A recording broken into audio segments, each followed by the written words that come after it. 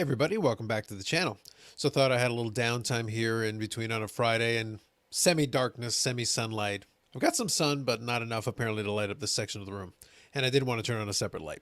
But anyway, a couple of things I wanted to do and talk about. First of all, if this video does come out on Friday, which is kind of my current plan, but we'll see what happens. If it comes out on Friday, then I'm also going to be doing a live stream later on tonight where I may touch on some of these topics as well. But I want to do a little bit of a standalone video because I had a couple of thoughts on a couple of things that came up. So from the title, you can gather it's a kind of a discussion on the VegasDave thing, but I'll be honest with you. The first piece of it is going to be talking about the VegasDave thing, but I also kind of want to talk about something else that it's as the way I like to do on the channel. I like to go beyond the basic, beyond the headline, and then delve into it a little bit deeper because I feel like there's more value outside of the VegasDave thing, but the VegasDave thing is how we'll get started. That's where we'll begin, and then we'll build off of it from there. So first of all, for those of you who are not super familiar, most people in the collecting side of things are pretty familiar, but let's just talk about VegasDave a little bit. As far as he's concerned, he's just this dude who's been out there for a while. He's kind of a personal marketer, and he's a guy who used to do a lot of things in the betting realm. I think he's been banned from some sports books and things like that. You can go look him up as far as his background and everything. He's a bit of a shady character, but that isn't the important part here. He's had his foray into sports cards. His most infamous thing being that he bought a Mike Trout superfractor for $400,000 and then sold it 2 years later for $4 million. So as far as return on investment, that was tremendous for him, and that gave him a little bit of hobby notoriety, at least a cup of coffee, his 15 minutes of hobby fame, so to speak. But he's been able to successfully extend it because he is, at the end of the day, you need to understand this.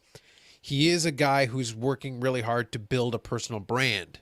And his thing is attention. Attention is his number one priority and his number one goal.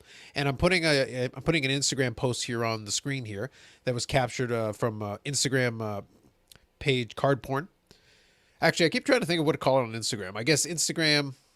Yeah, the Instagram account Card Porn took this screenshot from VegasDave here, talking about his predictions for the sports card market, which had been a recent topic of conversation. So this was back at the end of January here, and he said, "Mark my words, the sports card market will collapse in 24 to 36 months." He's making a prognostication about that, and then the rest of it is him trying to establish his credentials about the Trout Superfractor deal.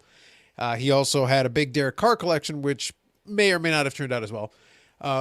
But he says here, the dumbest buys I've seen are the Mantle for $5.2 million. That was on the heels of the Mantle $5.2 million sale for the PSA 9. His Trout for $4 million. So he's saying that the dumbest buy was the guy who bought his Trout for $4 million. The Jordan Fleers at $250,000 to $300,000, $250,000 to $300,000, which has now been surpassed. Now they're in the $600,000-700,000 range. Giannis at $1.5 million, LeBron at $1.5 million, and Tatis at $250,000. So at this stage, he's saying only certain cards will pop and hold value. 1% of the people will own those cards. The rest of the 99% of you will lose your asses. You have a solid year to sell, but trust me, in 24 to 36 months, this bubble will pop and pop big. And he also doesn't like Pokemon cards, and he decided to make it 2 words instead of 1. So that was a while ago. That was at the end of January. But so just as a starting point, you can kind of get the gist. That he's got a lot of opinions, but at the same time, his opinions are also kind of self-serving, given that he already sold the big card, and he's also had some questionable investment deals with the Derek Carr collection and things like that. He's got a bit of a spotty record in sports card. He had one major deal and the other one not so great. The point is, he's not exactly a card analyst or a card prognosticator. Here's the thing: I don't have an issue, and I'm going to show a clip after of a different thing that VegasDave did later on. So in the month of February, that a lot of people are reacted to. So that's the subtext of it. But I wanted to give you the older one first. I don't have an issue with his opinion on this. And I'll get to the end why I have an issue, not with his opinion. Number one is, so to give you the short version, number one, his opinion is misinformed because he doesn't really have a lot of experience in the card market. He's just a guy who has some money and spent it and was able to make a big flip. And in turn has also made some dumb bets as far as sports cards are concerned. The end of the day, though, is he's a marketer. He's building his personal brand. Saying outlandish things is a good way to get attention. Like Card Porn obviously posted this, and then people responded to that, and then people responded to him personally and directly and all that. And like it's right now kind of a contest with him and Gary Vee, him being the negative side of the argument, and Gary Vee being the positive side of the argument, and people debating about which one's correct. And both guys are getting more attention for it. So let's just be clear about that. And obviously, it's making for good content. I'm doing a video on it right now. And I'm also going to refer to another video that was done on this very same subject. So I'm not the only one. So the irony is not lost on me. Please understand. But what I'm trying to get at is, At the end of the day, he just wants the attention. Like it doesn't matter if he's correct or not correct. If you want to debate the merits of the idea, then that's, I think, a valid discussion to have, an interesting discussion. Here's the thing. I think the idea that the bubble will pop is not a crazy idea or outlandish idea, and he's hardly the first person to bring it up. The level of increases in certain sports cars and things like that around the market have been, number one, unprecedented. Number two, honestly unsustainable in the sense of the amount of exponential growth. It doesn't make any sense, really. You can say, well, a lot of new money has come in, which is very true. That is valid. That is a fact. But at the same time, like, what has drawn them in is money coming in. More money has drawn even more money, and attention has drawn that, and the two things have fed off of each other in this perfect storm. But the reality is, it is unsustainable. You can only keep pumping in more money to a certain point where people are going to expect a return.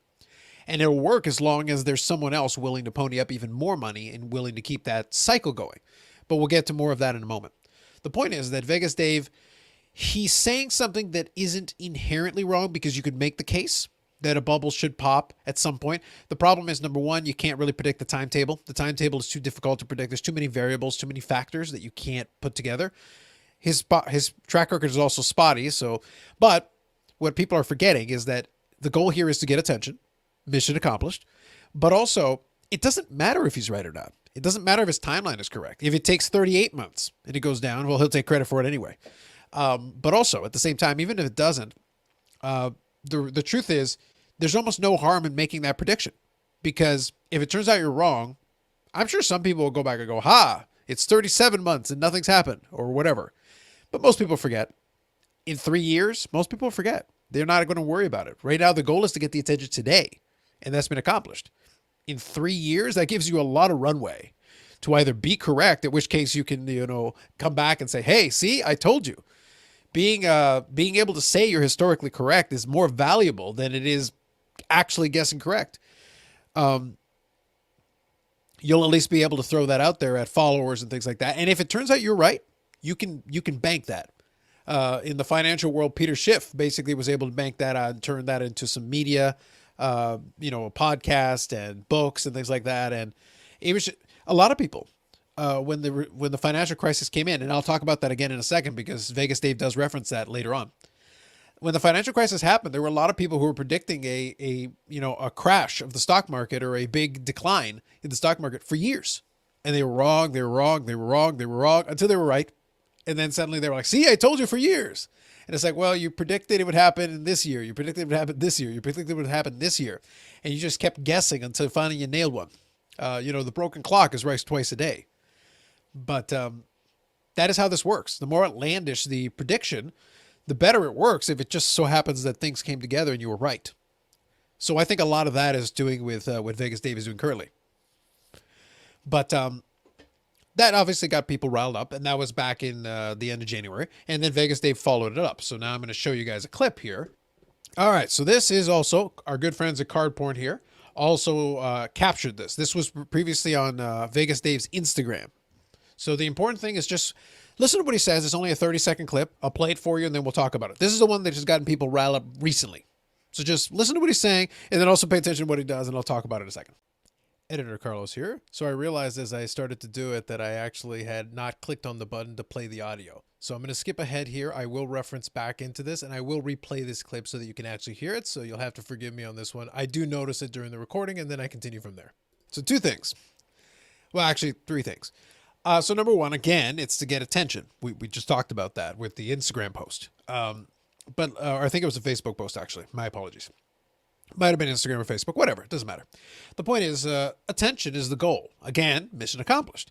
But this time he was even more dramatic about it, because now he's, he doubled down on his timeline. He's saying, 2 to 3 years. So 2024 would be 3 years. It'd be within the 36th month of the original prognostication, doubling down on that. But then also talking about, even more dramatic. The first one was talking about, there would be cards of the top 1%, all that. But then he follows it up by basically saying, here's what I think about these cards. This Magic Johnson rookie, which, by the way, is not a rookie. His 1980 Topps is a rookie. And 86 Fleer is a nice card for Magic Johnson, but it's not his rookie. That would be a Jordan rookie, would be 86. And then he supposedly burns the card. And that kind of stuff is what gets people riled up. But it also gets attention. And that was the goal. So if the goal is to get attention, which it was, again, mission accomplished. But the thing is, look, it's his cards.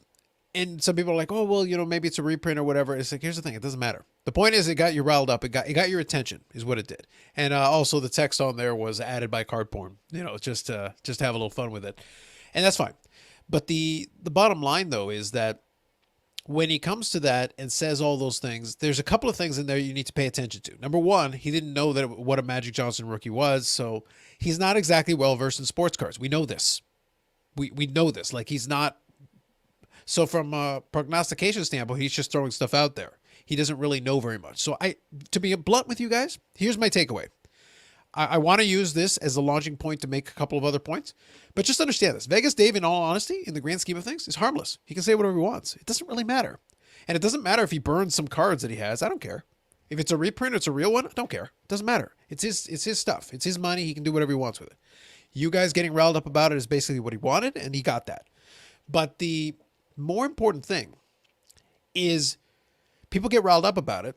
And even if the point of the possibility of a bubble being there and popping and all that maybe is a case you can make, and I feel that you could build that case, he's not the messenger for it. So the message is lost because of the messenger is coming from, because in reality, his goal is to get that attention and less so to pass along the message. That's why I say he's harmless. Most people aren't going to take him seriously because they're going to realize that, well, he doesn't even know what a Magic Johnson rookie is, number one.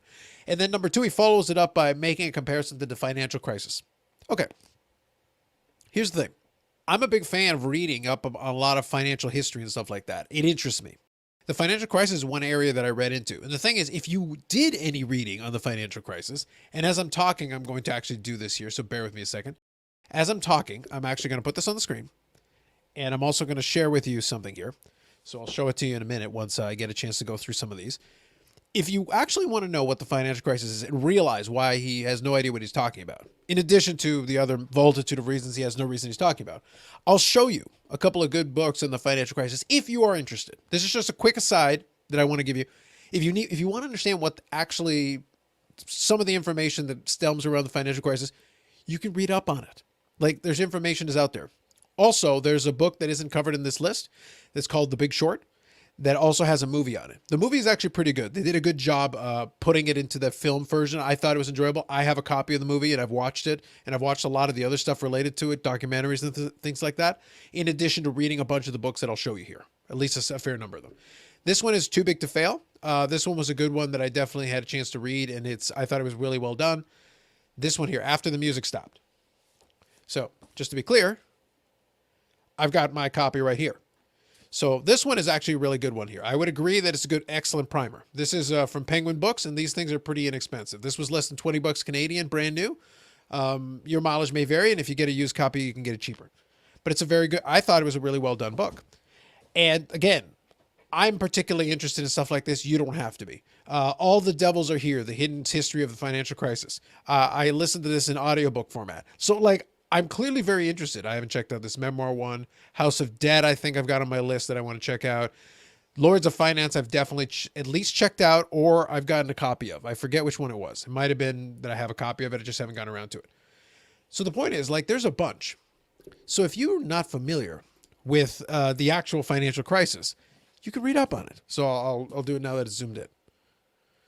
So there are people like me who have actually done the reading on it that as soon as he mentioned the subprime mortgages, we kind of chuckled. Again, don't take VegasDave seriously. He doesn't know what he's talking about. It's just simple takeaway from that piece. But to be honest, like I said, I needed to take some time to talk about the VegasDave piece, because now I'm going to build off of that, and now I'm going to talk about the part I actually want to talk about. The point is, number one, some of the reaction to the VegasDave thing is more interesting to me than what he actually said and what he actually did. Again, I don't care if you burn your damn cards. I don't care if he had bought 100 Michael Jordan rookies and incinerated them with a flamethrower. That would have at least been entertaining. I would have enjoyed that. That would have been fun. But I don't care what he does. Whatever. It's his business. But the important thing is, if someone who is dumb and doesn't know how to deliver a message and undermines their own case delivers a message, doesn't mean there isn't little elements of validity to it. The concept that there's a bubble, or the concept that there could be a bubble or whatever, is a case you can make, because there's a lot of elements to the current market and the way it's going that lead you to at least consider the possibility. You should take pause. It isn't a bad thing to at least take stock of where we are and try to proceed with your eyes wide open. That doesn't mean you have to stop. It doesn't mean you have to panic. It doesn't mean you have to freak out. But it should mean that you should need to at least take some pause, take a moment, and think about what you're doing. Think about what's going on. Think about what's happening around you. And keep your eyes open and observe. But let's talk about one important thing here. Again, even if you wanted to make the case, I'm going to use his whole bit as a launching pad. I'm going to continue from there. We're not going to stop there. We're going to continue. But if I use his case as a launching pad, then the question that I should be asking, let's say there is some aspect of truth to anything he said. Let's say there is the potential for a crash, the bubble to pop and for there to be a crash. The problem is you have to establish what is a crash. Define crash. That's important. You have to define it. Because if you don't define it, well, then maybe it happened and you just weren't paying attention. Or maybe it could happen and you see it and you just don't know what you're looking at. So the question is, what is a crash? Well, the problem is the only comparisons we have are like stock markets and things like that. Well, the stock market crash of 1929, the most famous one. Again, I'll pull another financial book. Here you go. The Great Crash of 1929. There's a bunch of books on this, by the way. Millions. This has been studied extensively. But if you want to talk about the Great Crash of 1929, the Great Crash of 1929 was a huge thing. I think the Dow Jones went down about 11% in a day. And it was October 24th, 1929. But here's the thing. All of that, leading into the Great Depression and all that, it actually took 3 years to hit the bottom. It wasn't until 1932 that it bottomed out.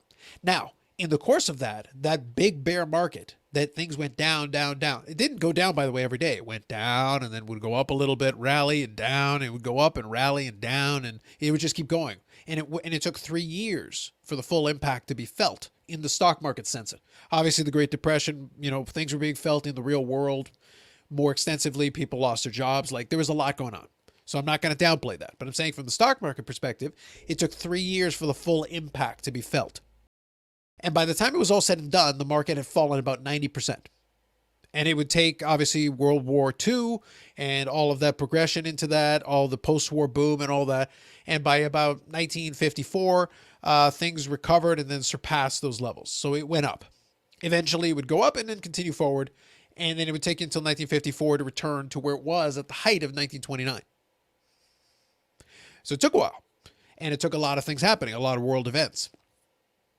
The point that I'm making is that crash was a nearly 90% decline over the course of that 3 years. That was a crash. So let's define that as a true crash. That is like a disaster, like a worst case scenario kind of deal. Let's define that as the ultimate crash as opposed to a correction, which would be something less. Black Monday, infamously in 1987, the stock market fell 20% in a day. That was actually worse than the crash of 1929. Now, obviously, it didn't have the long-term impact that the crash of 1929 had. But that's what makes it interesting. That's why I say the definition is important, but even in the stock market world, how do you define it? Well, a crash is a double-digit loss in a day or a couple of days or whatever. What would happen if that happened in the sports card market? Not a lot, actually. Cards go down 10% in a day all the time. Now, we're talking about an overall market. But let's say you took the worst case scenario, the most insane outcome that you could have. Okay. I generally don't do anything card ladder wise on the channel, even though I use it, because my job isn't to promote it. I'm not sponsored. I don't have a code. I got nothing. But I want to show you this just so that we can get on the same page here. I want to show this to you. Because let's imagine for a second, if the worst of the worst case scenario happened, let's say things fell 90%. This is what it would look like, just conceptually. And we're going to use one card as an example. Okay. Oh, by the way, I realized a second ago that I probably didn't play the audio for VegasDave. I probably just showed the video. That's my bad. I will show the clip again in a moment. It was 30 seconds. I'll show it again real quick. I just realized it, but I'm not going to edit the whole video just out around that. But I'll still show you the audio from the clip just so that you have it. I didn't realize I hadn't clicked it. So there you go. This is more of a live video. So enjoy. Anyway, so the point is we got the Michael Jordan 1986 Fleer. This is the PSA 10 here. And I'm going to quickly show you the chart. The chart is not important. What I need you to stay with me on this is the following. So here's the deal. This is the 1 year. This is the last calendar year of sales and things like that. Just a general chart to show you. The current value right now is about 645,000. That's based on a recent sale comp. Obviously, the golden one, including the buyer's premium, was over 700. I think it was 735-ish, thereabouts. So let's use the 645 here as an example. Okay. So during the course of the last calendar year, the lowest price, the starting price in that period was $48,600. The lowest price during that time period was $42,000 at its absolute bottom. But here's the thing. This is what makes it interesting. Imagine for a moment, if you will, that you had this crazy crash that we were talking about.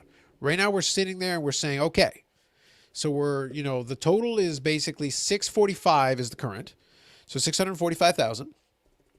And if you had a 90% crash, it would drop to 10%. Well, that's $64,500. That's a 90% crash in this card. That's huge. That would still be higher than we were a year ago. What does that tell you about the silliness of this market in the last calendar year, that it could drop, this card could drop 90% in value in a couple of days or a couple of weeks or a couple of months? And it would still be higher than the starting point if you had bought it a year ago. That tells you how far we've come. Not all the cards have appreciated like this. Not all the cards would be impacted that way. But an across-the-board collapse is unlikely, only because there's so many elements of it. There's different sports that might hold a little bit of thing. It requires an external force. It would require, not even financial problems would necessarily drop the market that quickly. So the likelihood of a crash of that type is nearly impossible. But even then, I just wanted to illustrate with that one card that even if it did, for some of these big cards, they've appreciated so much, they would still, the floor would be higher than where we started at the ceiling a year ago. I don't think that's necessarily a good thing, just so we're clear. And I think in some ways, a collapse would actually be beneficial to the hobby, not to the hobby economy, not to the businesses in the hobby, not to the Ken Goldens of the business, not to the auction houses, not to the PWCCs, and not to collectors who over leveraged themselves and pushed for new highs, and not to folks that are out there promoting, well, there's so much money in the hobby, guys. Don't be concerned about, setting new records. I'm not telling you not be concerned about setting new records. If you want the damn card, pay whatever you feel you can or whatever you feel you want to. But I would never encourage you to set new records just because. Oh, and justify, well, somebody else will pay me even more later. That's the greater fool theory. Don't do that. That's bad justification. That should never be your justification. It should be that I am willing to pay this because I want it this badly. That should be your justification. That's it. Trying to speculate on the potential future of somebody else maybe paying more down the road is a fool's errand. The fact that they're doing it right now is fine, but that shouldn't be your justification. That shouldn't be your thought process. That to me is a flawed thought process. And that's going to lead me to the last piece here that I want to get to in a couple of things. So the point that I've been making here is that VegasDave's timeline may make no sense. It may have nothing to do with it, but the idea that there could be a bubble popping and a big collapse could be, or a big drop, is possible. It's not likely because as you saw there, it would take a monumental collapse even to get us nearly, not all the way there, nearly back to what some of these cards were doing a year ago. That tells you how ridiculous it's become. But what was interesting to me is the reaction of some folks to the actual VegasDave thing. And like I said, I do apologize for not playing that clip properly. That was 100% my fault on that one. I didn't realize that I didn't play it fully and properly. I just thought it was kind of interesting. Okay, so real quick, I'm just going to see if I can grab that clip one more time just to pull it for you. Okay, so I did use a little bit of editing there just to help me out because I did have a little bit of a delay in getting this on the screen, but here we go. I'm going to get this for you. I'm going to click on the share audio this time because I didn't realize that I didn't do it the first time. That's totally my bad. But anyway, you'll get the gist of it. You'll get the gist of it. So stay with me on this one. This was the clip I played a second ago. Listen to the audio, though, this time. To tell you why the sports card market will crash. The sports card market will crash, and why I'm right and Gary V's wrong, and the market will collapse by the end of 2024. Magic Johnson rookie, look at this. 86 Fleer, you know what I think about it? Burn. All the cards in the industry are going to burn and burn and burn. It's going to be like the subprime mortgage crash back in 2006. That's what made it disappointing, is that I was making all the beautiful points about the financial crisis quip at the end, and I didn't realize that I didn't play the audio. But there you go. That's what happens sometimes when you make these videos. Okay, so anyway, so you got the gist of it. You understood my point. And that was why I mentioned the whole thing with the subprime mortgage and all that I was trying to get to. That there was the reason for that. Okay, so now that I've said all that, there was a strong reaction to that. not only one person, but this was the video that particularly stood out to me. I'm only going to play a couple of seconds of this, the first little bit of it, but it plays to a bigger problem that I have. I actually, despite the fact that I've spent over 20 minutes explaining this whole VegasDave thing, but I wanted to use it as a launching pad of why you need to listen to, be careful the sources you're taking stuff from, be careful what you're reacting to, understand the context behind it, because he's got an agenda. His agenda is to get attention. What he said is almost irrelevant. His goal was to get your goat and get you to pay attention and, you know, do reaction videos and stuff like this. So again, mission accomplished. But the point is, he's not wrong that there are some underlying questionable fundamentals. He's not wrong that the person who paid $4 million for the Trout Superfractor is probably an idiot. I would tend to be inclined. I've made my little pot shots at Mike Trout, but like at this stage in the game, at this point in his career, paying $4 million for that card makes literally no sense unless you just have $4 million to throw into the garbage bin, because he could tear his ACL and his MCL this year, be a borderline candidate for the Hall of Fame, and you just threw $4 million into trash. His career isn't over. You want to pay a lot for a Michael Jordan card? At least his career is over. He's an established global brand. Mike Trout is a 3-time MVP. He's a very good player.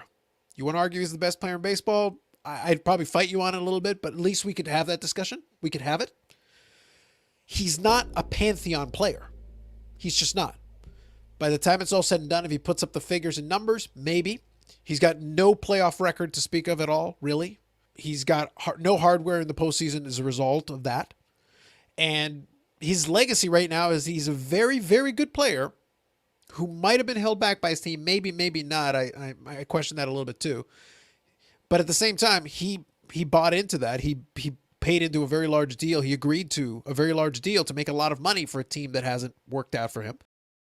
And as far as the global brand is concerned, outside of baseball, nobody knows who the hell Mike Trout is. So he doesn't have the global reach. He doesn't have the hardware. He doesn't have the credentials. If he retired right now, he's not a Hall of Famer to me. I will fight the writers if they try to put him in the Hall of Fame based on today's statistics. If he adds more, fine. We can talk about it. But like $4 million for that? Why? So there's a lot of questionable money being spent in the hobby. Just because it's there doesn't mean people have to spend it, but they feel like they're compelled to do so right now. That's why I say there's a lot of these little things. But the reaction to it was fun for me. So let me show you a clip of a video that was done by a YouTuber named Rydog54. So I do keep an eye on a lot of these things because sometimes they amuse me. So let me show you Rydog54's immediate reaction to the VegasDave thing. I'll make sure to share the audio. Share the audio. I got to do it. Okay, so I've clicked on it. So his title is VegasDave, Stop Talking About Sports Cards. Reaction video. Like I said, there have been reactions. So let me play this little clip in here at the beginning. Mark my words. The sports card industry will collapse. Remix. By end of 2024. VegasDave, stop putting content on the internet. Just stop it. Stop talking about sports cards. Stop. VegasDave, if you guys don't know, he's the one that bought the $400,000 Mike Trout Superfractor, flipped it 2 years later for $4.1 million, something like that. 10 times his money, pretty much. People think he knows what he's talking about because he made that gigantic flip. I'm here to. Okay. Now my goal here isn't to take on Rydog here or talk about his thing because he's indicative. He's just an example that I saw that was a perfect example of what I wanted to get at. Because the video will continue for about 10 minutes and I'll talk about it. And part of the reason he doesn't want VegasDave to talk about sports card, I will question one thing he says. I don't think a lot of people take VegasDave seriously. I would love to see who actually takes advice from VegasDave on sports cards. I suppose it's possible, but like it strikes me like I think a lot of people like watch his stuff quizzically, kind of like from a train wreck entertainment perspective. Like I wouldn't take his opinion on sports cards seriously. The man tried to promote Derek Carr, who's not a bad player, not a terrible quarterback. He's shown blips here and there of being decent, but the Raiders really haven't been that good. Derek Carr's had his moments, but it's not like he's a superstar quarterback. I've got a couple of Derek Carr cards that I pulled out of packs. I would love for him to be a superstar. I would love to sell my Derek Carr cards off for a couple of dollars. That'd be great. But I haven't seen it so far. I wish him the best. But like I said, VegasDave's record is a bit spotty. The Trout Superfractor was a perfect storm anomaly. He hit on it, great. But as he said, he said the buyer of his card was an idiot. which makes it fun because now he's like, Ken Golden's just sitting there going like, oh really? Because I'm pretty sure the Ken Golden was the one who he consigned the card to and who sold it for him and got him the $4 million. So it's just kind of funny watching those two kind of go back and forth, at least in concept. But anyway, the problem I had with Rydog's video wasn't that he made the video. It's like, no, make a reaction video and do whatever. And he's doing very well on his YouTube channel. So I watch some of his stuff. It's not always my cup of tea, but I like to watch it anyway, just to understand different takes and different perspectives. But what I had a problem with was the concept that just because you don't agree with VegasDave or you don't like his tactics or you don't like whatever, that he shouldn't talk about sports cards, which implies you only want to hear people talk about sports cards when it's in a positive light, which I don't like. I don't buy that. I'm not a fan of that. The reason being is that, again, VegasDave is the wrong vessel. He's not very good at presenting a case because it is self-serving. And there's a lot of people, by the way, in sports cards who are self-serving.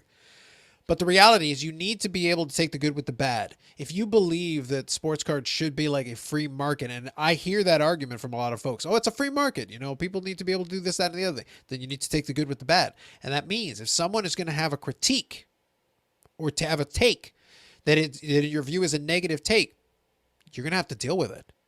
It needs to be part of that conversation too. You can spend your time then rebutting. You can counter the points made. But those points should be out there. They should be made. It shouldn't be all sunshine and rainbows. We only make content if it's good. Oh, the hobby's great. The hobby's wonderful. Everyone should love the hobby. Buy more all the cards. Set new records. Do all this. Do that. Do that. No. Stop it. I've always tried to operate inside of that middle line because I'm a 30-year hobbyist. I've been in this a long time, and I've been there consecutively. I enjoy the hobby. If I didn't enjoy it, then clearly, why the hell am I still here? But at the same time, I've never treated it like it's my job to promote the hobby because it isn't. If Topps goes out of business, and I've said it on my podcast and streaming, whatever, and other places, if Topps goes out of business tomorrow, I don't care. It's not my job to make Topps profitable. If they produce a product that I want, I'll buy it. It's their job to produce the product that I want. If every dealer in the world goes out of business tomorrow, I don't care. It's their job to be able to have the thing that I want, have it at a price that I'm willing to pay, and then we make a deal. I'm fine with them making money. I'm fine with Topps making money. I'm fine with Panini making money. That's all fine. Upper Deck as well. All of them.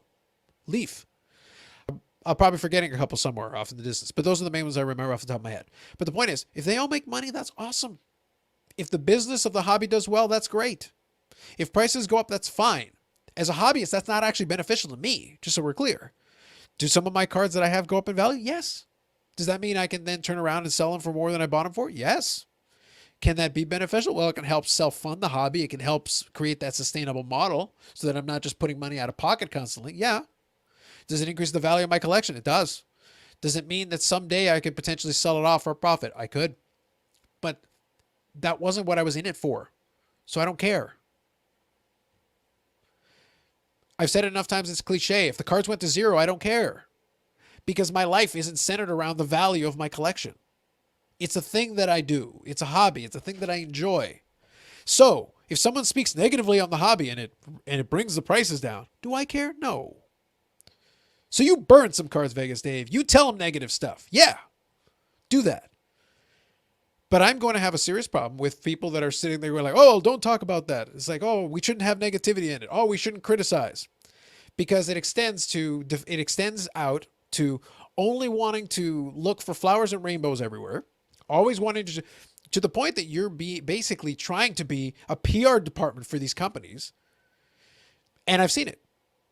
It's like, oh, well, ComC is having all these issues. Oh, no, they're doing the best they can. And I'm like, great. They're doing the best they can. But the best they can is not very good. It's not good enough. COVID is no longer an excuse. We have passed the point at which COVID is an excuse. If you're not doing it well, then you should lose business. The fact that the card market has been so hot has allowed you to maintain and sustain. It has allowed you to get away with a poor customer experience in return for you having the product they want. Well, congratulations. That's good for you.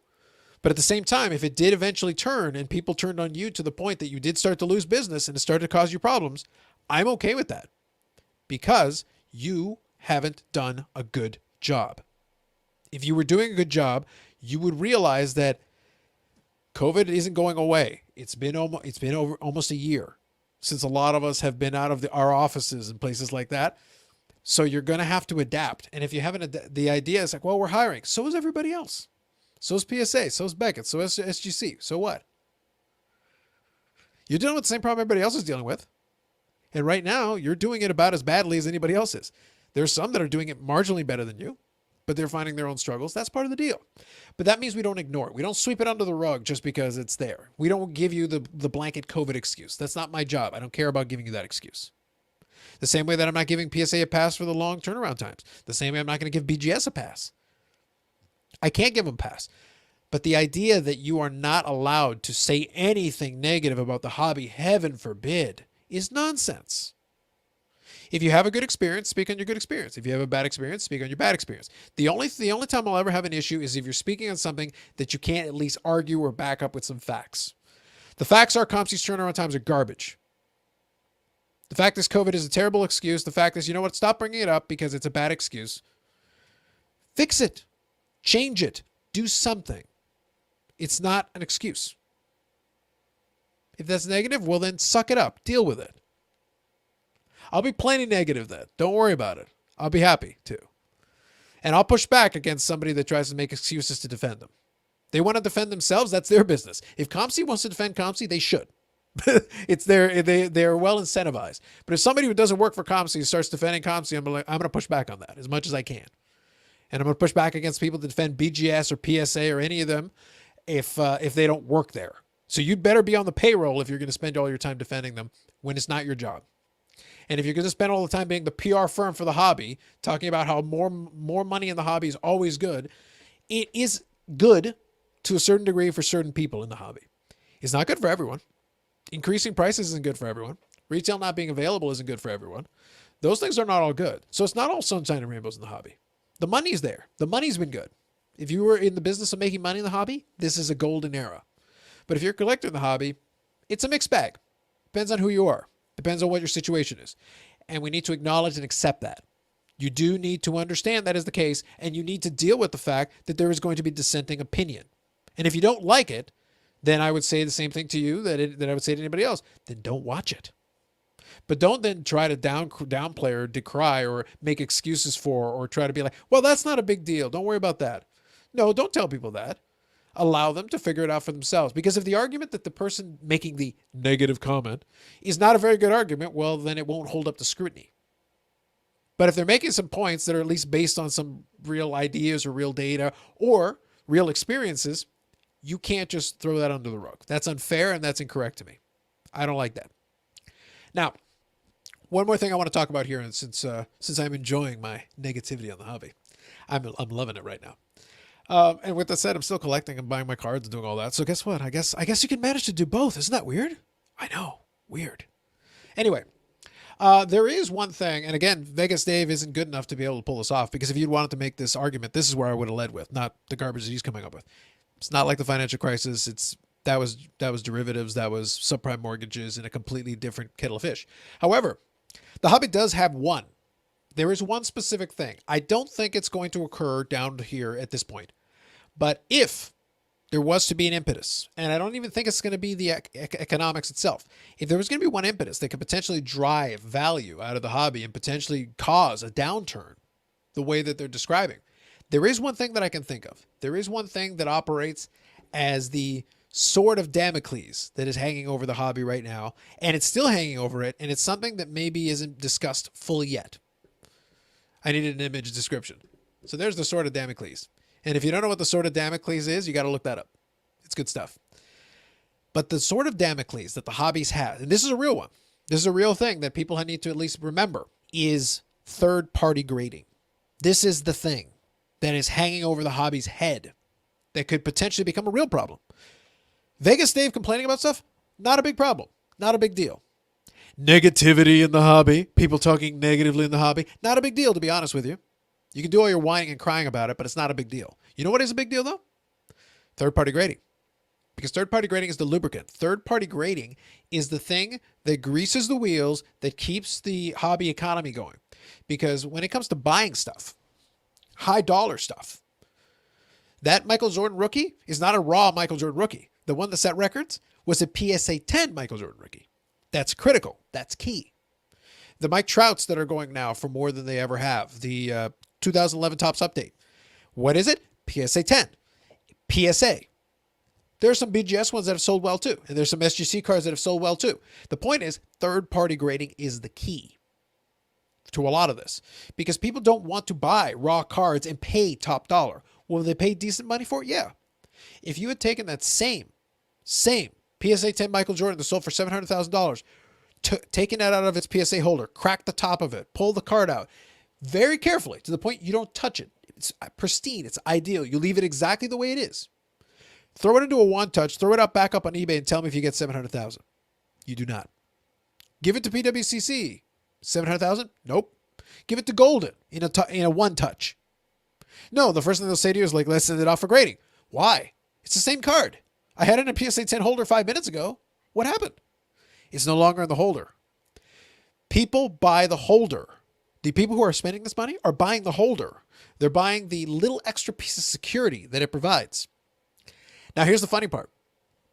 It was funny VegasDave mentioned the subprime mortgages thing, because now I'm going to bring it full circle. I'm going to bring it back. But he screwed up. His concept there by bringing it up was there was a piece there to it. And there is a link between the subprime mortgages thing and third-party grading that I'll bring here right at the end.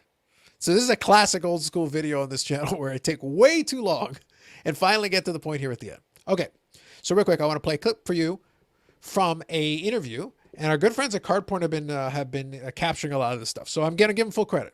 And I'll actually put a link to Card Porn's YouTube channel here so you can check out some of these videos yourself if you wish. I've got this queued up to a certain section here, so I want to play this for you.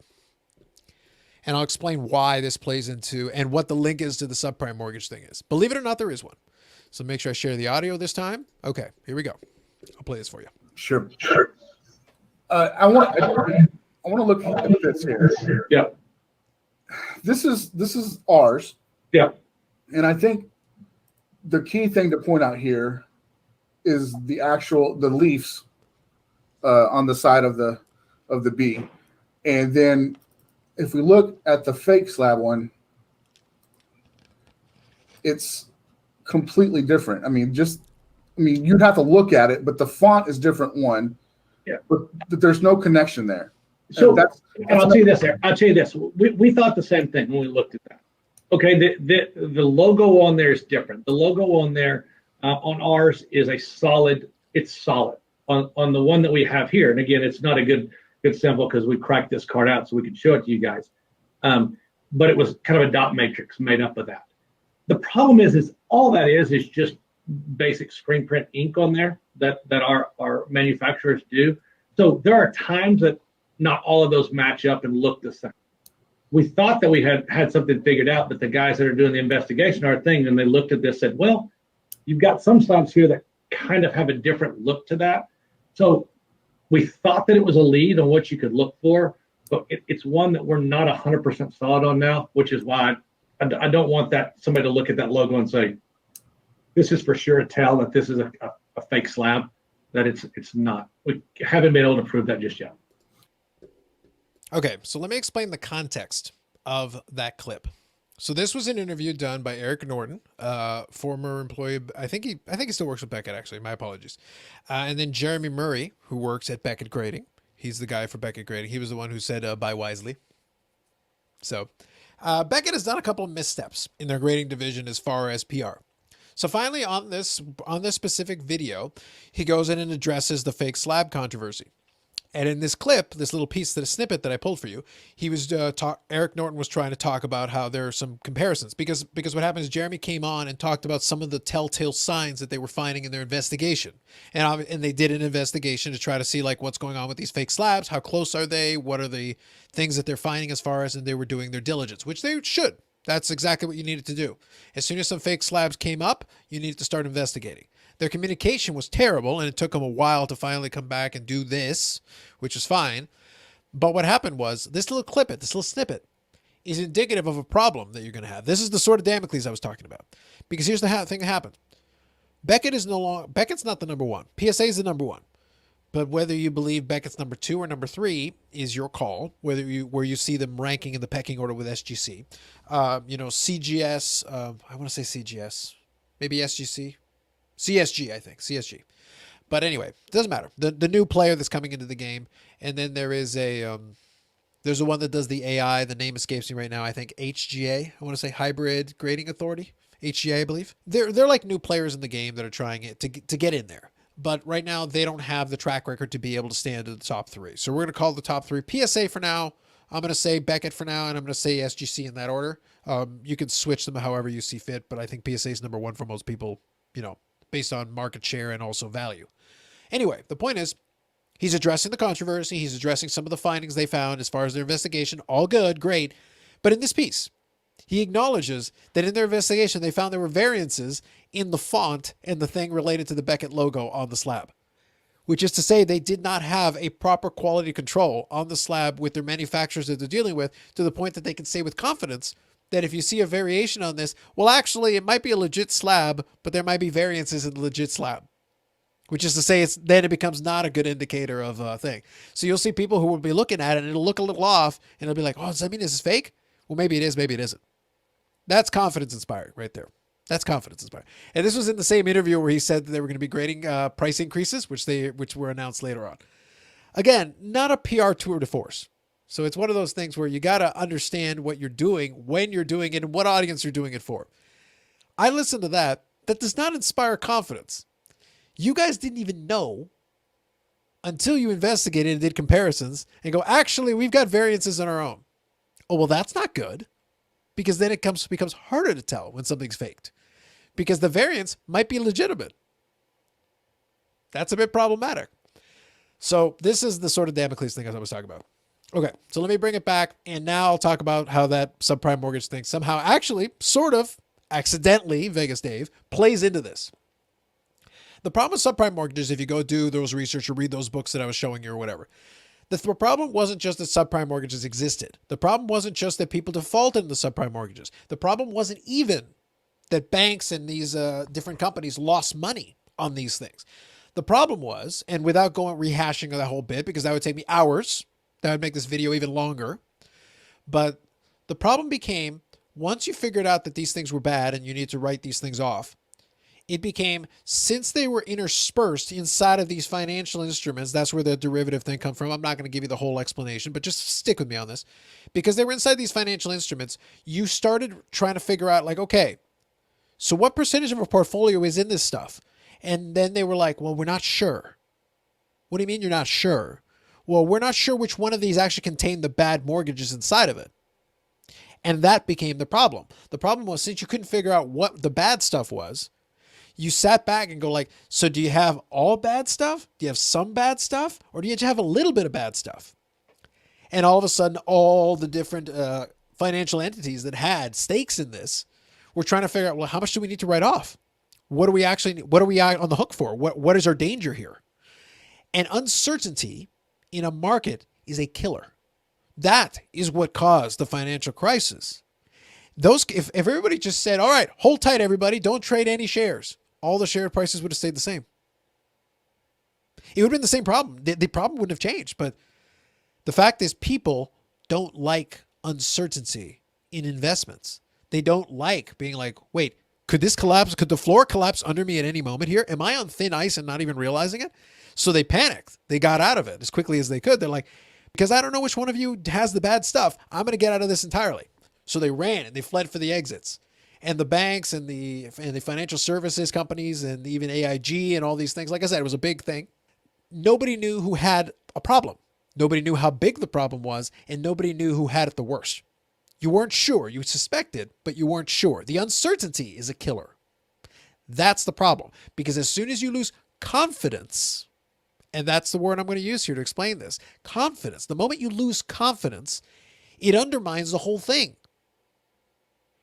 The problem wasn't the subprime mortgages. The problem was what they represented. They represented an uncertainty. They represented, there's a problem here, but I don't know how bad it is, and I don't know who has it. That was the problem.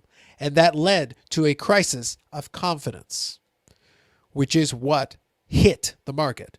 So when it came time for the buyout that everyone loves so much, the buyout, a bunch of these banks had to take buyouts, even if they didn't need them, even if they were financially solvent, because you couldn't allow anybody to figure out who actually had the worst problem, because they would have immediately gone out of business.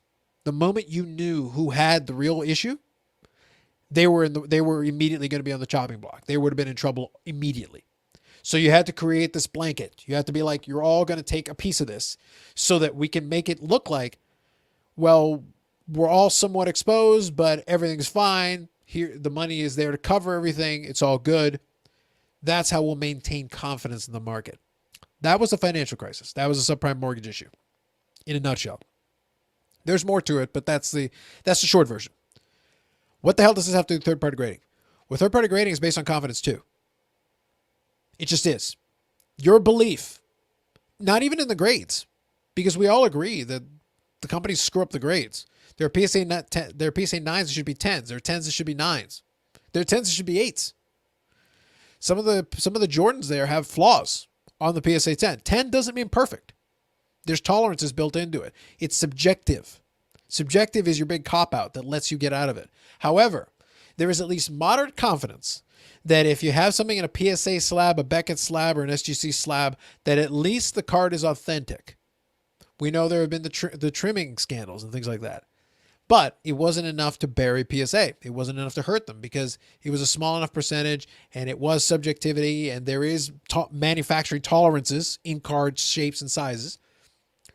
But they've been caught red-handed where some cards have been very clearly altered in serial numbered cards where you can see on the left, that was what happened before it was altered. On the right, that's what it was after it was altered. They've been caught red-handed with an issue like that. It still wasn't enough to topple or ruin confidence in the grading companies. They've been receiving submissions at record rates. That backlog exists for a reason, because there was still money to be made. If Beckett here, though, can't get their house in order and they eventually lose confidence, okay, so we'll be down to a top 2, maybe a third with CSG. Maybe. But what happens down the road if PSA starts having some trouble with some counterfeits? If CSG starts being counterfeited, if SGC starts being counterfeited? I don't expect it. The percentage likelihood probability is low.